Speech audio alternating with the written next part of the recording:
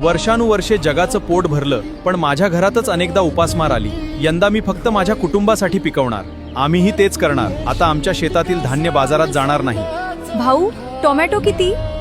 माफ करा ताई, टोमॅटो नाहीत. मग कांदे?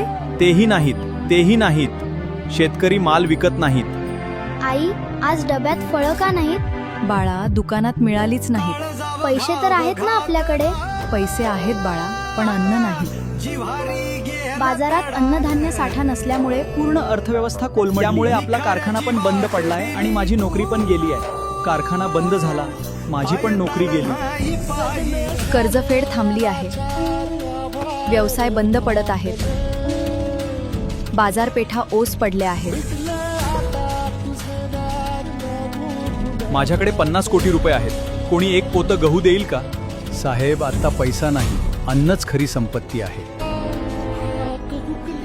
आम्हाला वाटायचं शेती फक्त शेतकऱ्यांची गोष्ट आहे. आज कळलं, आमची नोकरीही शेतावरच उभी होती. बाबा, सगळे लोक रडत का आहेत? कारण बाळा, ज्याची किंमत त्यांनी कधी ओळखली नाही, त्याची गरज आज त्यांना समजली आहे. जेव्हा मी रडलो तेव्हा जग हसलं. सोनं संपलं तर दागिने थांबतात, पेट्रोल संपलं तर गाड्या थांबतात, पण शेतकरी थांबला तर संपूर्ण जग थांबतं.